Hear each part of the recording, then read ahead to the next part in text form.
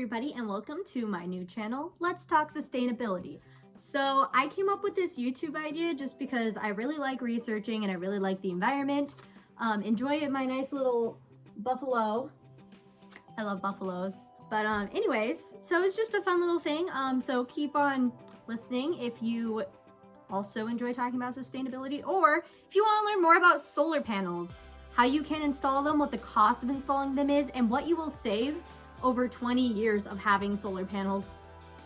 So, according to a 2019 Pew Research survey found in a Special Time magazine titled Sustainability, 6% of Americans in their study were found to have solar panels, and 46% said they have seriously thought about installation. So this survey was only of 3,627 US adults, but it's still crazy to think that only 6% of them actually had solar panels installed, and another 46% said they seriously thought about this installation. So there are so many people who seriously considered solar in this specific survey, yet only 6 of them actually have it. So we're gonna go into why is that? Why is that a thing? Well, today we are going through the math behind solar, how much you can save in a 20-year period, and how practical it is to actually have solar panels. So, according to the US EIA, the annual electricity usage in the US household is 10,649 kilowatts per hour. The annual electricity rate is about 0.1301 cents. So if you do all the math and add this up, on average, an American spends $1,500 a year on just electricity for their home. This is not talking about any other utilities, it's just talking purely electricity. So now let's see how solar panels have a change of these numbers. So this entire section will be a rundown on how many solar panels you need to reach your electrical needs, you know, that 10,649 kilowatts per hour, how many can actually fit on your roof, common appliances and how much energy they use, and lastly, the amount you actually save having complete solar panels. So this entire thing is going to be based off if you opt to use an 8 kilowatt system with 320 watt solar panels. Using these, you're going to need roughly 20 to 25 solar panels to power 100% of your home. So for this example, we're just going to use powering 100%, but it's also very practical for most people to only power their house with 80% of solar panels and then using other energy for the other, and we'll talk about that later in the video. So this number, the 20 to 25 solar panels, is based directly on the production ratio of solar panels. So basically, a production ratio is the estimated energy output of a system over time to the actual system size. So how much wattage you actually get from your solar panels.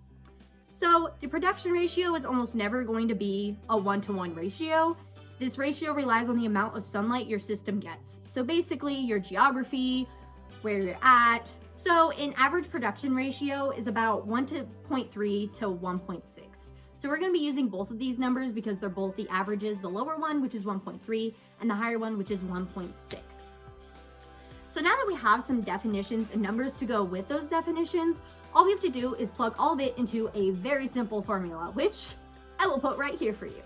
So the formula is the number of panels needed equals the system size divided by the production ratio divided by the panel wattage. So if we plug all those numbers in, you know it's going to be the number of panels needed equals 10,649 kilowatts. That's the average amount of energy usage for Americans. And then we're going to do 2 separate equations, one with the 1.3, which is the smaller ratio, and one with the 1.6 for the higher productivity ratio. And then last, we're going to plug in the 320 watts. That's how much wattage that your solar panel actually gets. So the total amount of panels we get is 20. That's if we use the larger production ratio. If we use the smaller one, which is 1.3, we get 25. So that's where we get the number 20 to 25 solar panels. So you can actually do this for your own home by calculating all those values. So if you figure out how much electricity you use, you can plug that number in and do that. If you have lower powered solar panels that are not 320 watts, you can change that number and it will tell you how many panels you will actually need to power your house 100%. So once again, this amount was done for a 8 kilowatt system with 320 watt solar panels. But there are so many other systems you can get with different solar efficiencies. So right here, I'm going to show you a table that actually has those down and it kind of roughly goes through the same math here. And I will also be linking the direct link to all of this information down below in the title description, or at the very end of this video, I will also kind of just list all the sources for like 1 second, and you can pause and look that up real quick if you would really like to. Of course, we care about sharing what our sources are because I'm here to show you reliable information. So, as you know, 20 to 25 panels is quite a lot of solar panels. This isn't really practical for most. Your roof size also determines the amount of solar panels you can actually have. So this right here is a bowl showing you the dimensions. So if you actually go to this website that I'm going to have linked, you can actually type in your dimensions and see what would work for you in your house. Like if you can't have 20 to 25 solar panels, it'll tell you how many you can. So later in this video, I will discuss other options if you happen to not have enough room for all of the 20 to 25 solar panels. Now, all of these numbers are based on the national average amount of electricity used. Your household might use less or more than this, as I was speaking about earlier.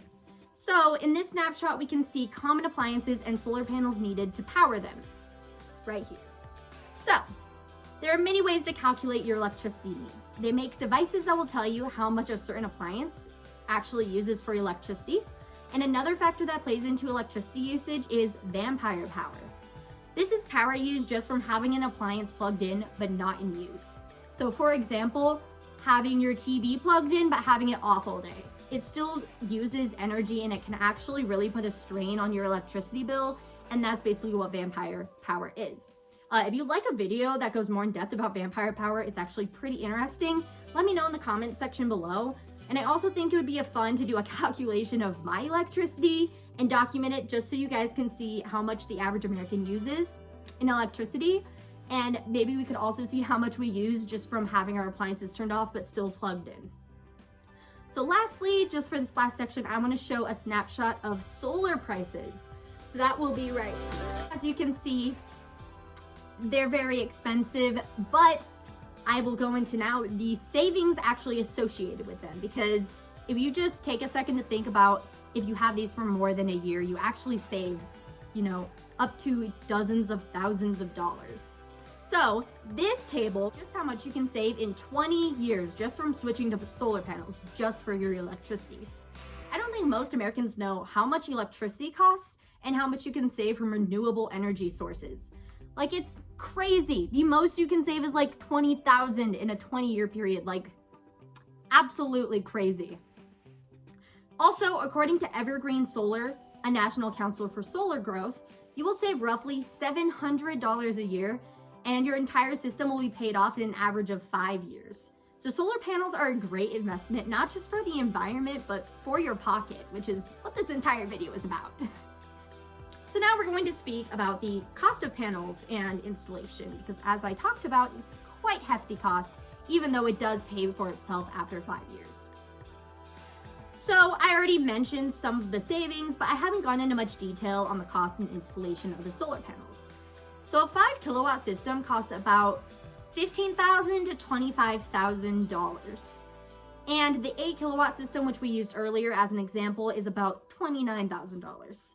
So these costs are before tax credits and incentives. I cannot stress enough that this cost is not the actual amount you will end up paying for your solar panels. And this is due to, things such as tax credits through the federal government. You can get cash back through your state. So the federal tax credit every American can get is the 2021 Residential Federal Tax Credit. While this is not a refund or a cash grab by any way, it reduces the amount you will owe on your next year's taxes. So using this, you can claim 22% of installation costs for your taxes. So basically, if you owe in to the IRS, this comes in and they're like, no, you actually don't owe this because you got solar panels. So 22% is quite a lot for the installation costs. So other incentives also vary from state to state. These incentives can be in the form of actual cashback money, property tax exemption, waived fees, and expedited permits. So to get a list of these incentives your state provides, you can visit dsireusa.org. So of course, this will also be mentioned at the end of the video and in the details of the video down below. This is a great source. I'm from Montana, so Montana doesn't have as many incentives as other states do, such as California, but it will tell you how many things you can apply for solar panels or any renewable energy through your specific state. So after all the tax credits and incentives for solar installation, the average cost for solar panel installation for your entire house is about $12,000. So it still seems like quite a lot, but as I was talking about earlier, the 8 kilowatt system was $29,000, and you can get that all the way down to about $12,000. And it pays for itself within a 5-year span period. And over 20 years, you already saw the savings chart. You save a heck of a ton of money. Also, another thing that I need to mention is something I found in a Time magazine.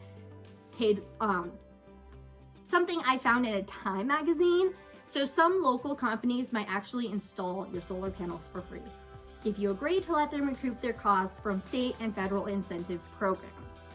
This is just the installation part, but it still saves you quite a few grands of money, and you really don't owe them anything. You just have to be like, yeah, you can use state and federal incentives to do this for me.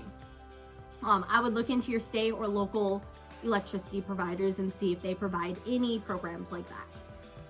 So lastly, I would like to talk about other solar options. So you can get a ground-mounted solar panel, you can get solar shingles, thanks Elon Musk, you can get solar water heaters, solar ovens, and even solar AC. I know, this is crazy. You can use heat to power your AC. I don't know how that works, honestly, but obviously these options are way cheaper than solar panels and are a great step towards sustainability. If you would like to know more about these solar options, I will definitely research them for you, and if you have any video suggestions about sustainable living, just comment those down below. I research all my topics thoroughly and will post all the sources in the video detail description and at the end of my video. I spend hours doing research, and I double check to make sure I don't just rely on one website and get all my information there. I cross-check it between multiple websites to make sure I'm giving you the most reliable information that's on the internet. So that will conclude today's videos for solar panel and installation and costs and savings that you get from solar panels. I hope you have a great rest of the day, and I will hopefully see you in my next video. I'm not sure what my next video will be about. I guess it just depends how many people like this video. If you still find the things that I talked about confusing, just comment below. I could totally make another video. I tried to, put it in simpler terms, because even me reading it, I was like, I don't know what this is about. So I read and did hours of research so that I could let you guys understand how solar panels actually work, where you actually get this information of how much electricity you use, how many panels you need, and the actual cost, and other incentives that will help reduce that cost. So if I was helpful by any means, comment below what else you would like to hear about, whether that's solar heating, solar AC, or vampire power, or composting. So just let me know below. Bye!